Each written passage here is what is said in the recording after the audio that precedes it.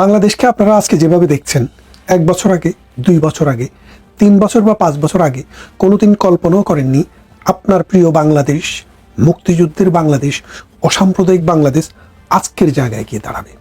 আজকে কি গড়ে গড়ে তেল নেই, গাড়ি চলছে না, লাইনের মাইলের পর মাইল মানুষ লাইন দিয়েও তেল পাচ্ছে না। সরকার বাহাদুর বলছেন তেলের কোনো অভাব নেই, স্মরণকালের ইতিহাসে সবচেয়ে বেশি তেলের মজুদ রয়েছে। পুরো পৃথিবীতে এই হরমুজ প্রণালী বাদ দিয়েও কিন্তু তেলের অভাব কিন্তু পৃথিবীতে নেই। দ্বিতীয়ত আমরা দেখছি বিদ্যুৎ এখন আর আসে না, যায় না, বিদ্যুৎ শুধু মাঝে মাঝে দেখা দিতে আসে। তারপর সেচ ব্যবস্থা ভেঙে পড়েছে, গাড়ি ভাড়া দ্বিগুণ তিনগুণ বেড়ে গিয়েছে, যার ফলে মানুষের জীবনের অবস্থা দুর্বিষহ, জিনিসপত্রের দাম আকাশচুম্বী। এই সব কিছু ছাপিয়ে বাংলাদেশের যে জাতীয় সংসদ সেটি একটি সার্কাসে পরিণত হয়েছে।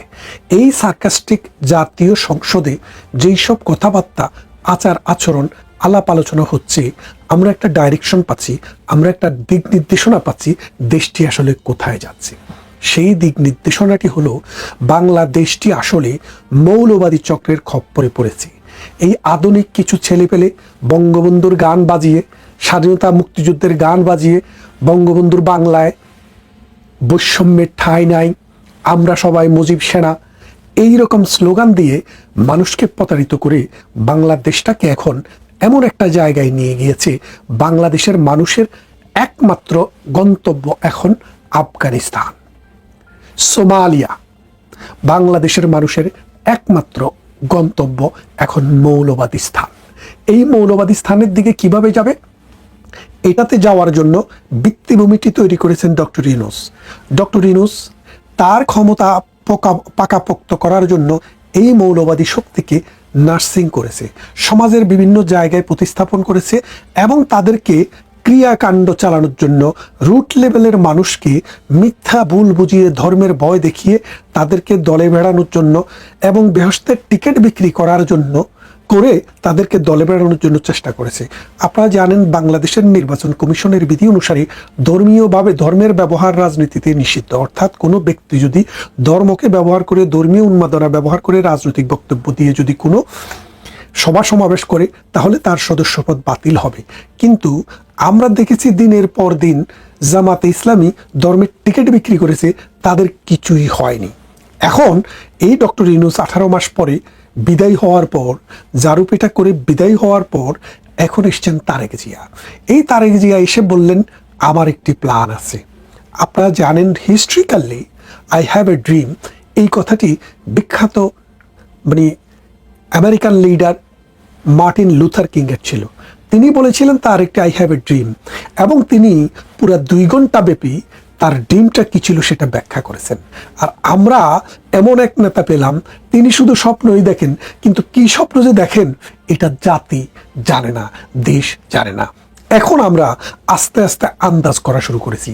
বাংলাদেশ আওয়ামী লীগকে যখন নিষিদ্ধ ঘোষণা করা হলো, অর্থাৎ ডক্টর ইউনূসের আমলে যে অর্ডিন্যান্সটি হয়, আপনাদের সাধারণ মানুষের জন্য বলে রাখি, পার্লামেন্ট যখন সেশনে থাকে না, রাষ্ট্রে যখন পার্লামেন্ট থাকে না, তখন সেরকম অবস্থায় অথবা পার্লামেন্ট আছে কিন্তু এই সময় পার্লামেন্ট সেশনে নাই, জরুরি প্রয়োজনে একটি আইন যদি করতে হয় সেটি পার্লামেন্ট করে, কিন্তু পার্লামেন্ট সেশনে না থাকলে অথবা পার্লামেন্ট ভেঙে গেলে অথবা কোনো কারণে পার্লামেন্টকে ডিসলভ করা হলে তখন প্রেসিডেন্টকে দিয়ে অধ্যাদেশ জারি করানো হয়। এই অধ্যাদেশটি আইন আকারে কাজ করে প্রেসিডেন্ট সিগনেচার দেওয়ার পর। কিন্তু যখনই কোনো পার্লামেন্টের অস্তিত্ব হয়, সেই পার্লামেন্ট 60 দিন কার্য দিবস করার পর যদি এই অধ্যাদেশটিকে বিল আকারে সংসদে পাশ না করায় তাহলে সেটি বাতিল হয়ে যায়। তাহলে খেয়াল করে দেখেন ডক্টর ইউনূস যেটি করেছে, ডক্টর ইউনূস করার পর সেটি ছিল আইন, অর্ডিন্যান্স। এই অর্ডিন্যান্সটি আইন আকারে চলছিল, কিন্তু যখনই তারেক যে ক্ষমতা আসলেন, তিনি ক্ষমতা এসে যখন পার্লামেন্ট বসালেন, ওই পার্লামেন্টের 60 কার্য দিবস শেষ হওয়ার আগে যদি এই বিলটি তিনি পাশ না করাতেন তাহলে সেটি অপমৃত্যু হয়েছে, অর্থাৎ সেই বিলটি হয় নাই বলে এই ধরে নেওয়া হতো। অর্থাৎ ওই 60 দিন যাওয়ার পরে এই আইনটি বাতিল হয়ে যেত।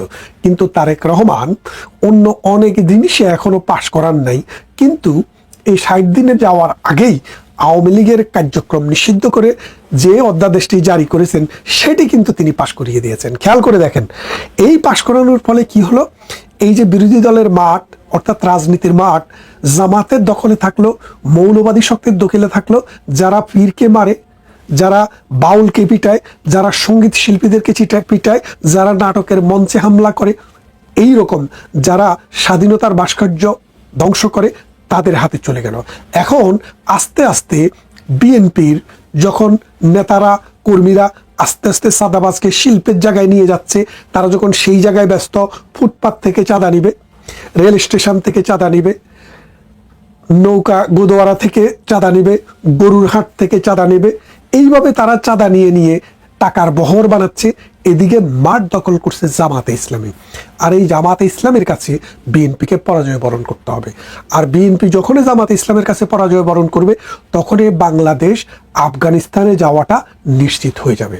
এখন বিএনপির পরাজয়টা এখন সময়ের ব্যাপার, কারণ বাংলাদেশের মানুষ যে হোপ এবং স্পাইরেশন নিয়ে বিএনপিকে ক্ষমতায় নিয়ে এসেছিল, বিএনপিকে ক্ষমতায় আনার মূল কারণ ছিল যে জামাতকে ঠেকানোর জন্য, যে এই দেশের জামাতকে স্বাধীনতা বিরোধীকে আমরা ক্ষমতায় দেখতে চাই না।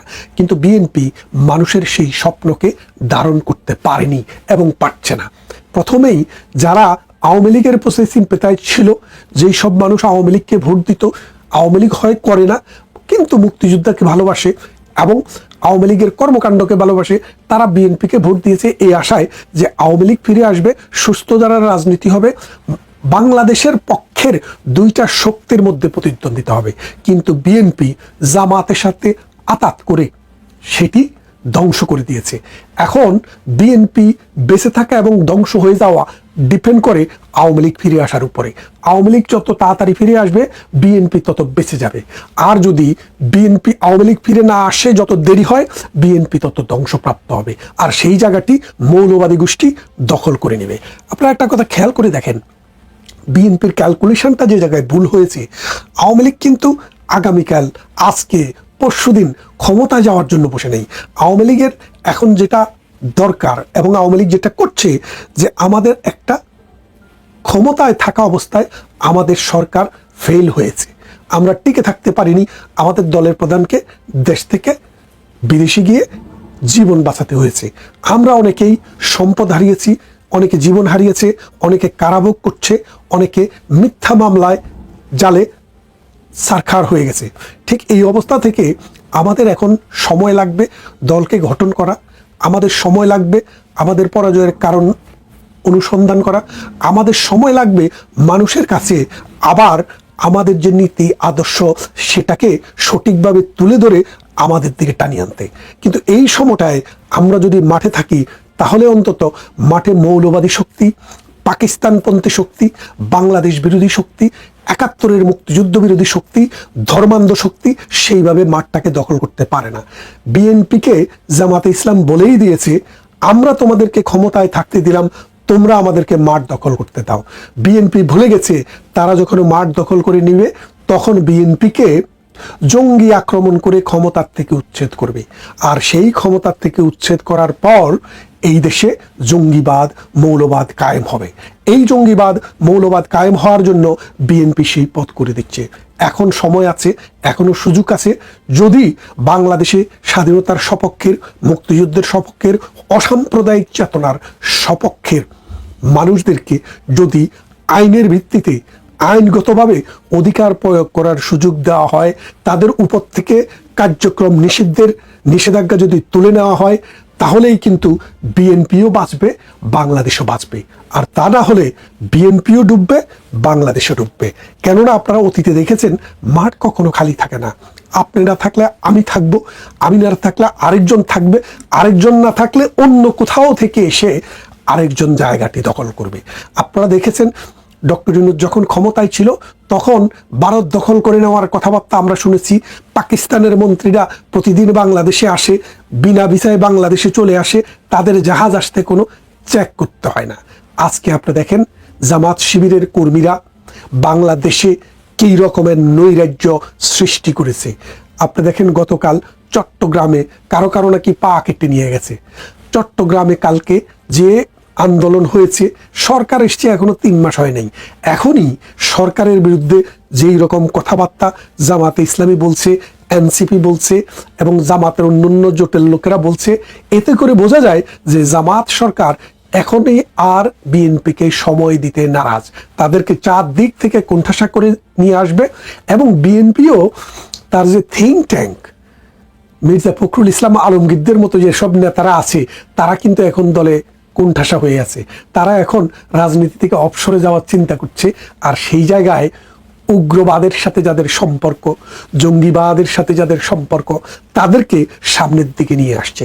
এর ফলে বিএনপির রাজনীতিও যে অদূর ভবিষ্যতে ধ্বংসের মুখে পতিত হবে সেটা অনিবার্য।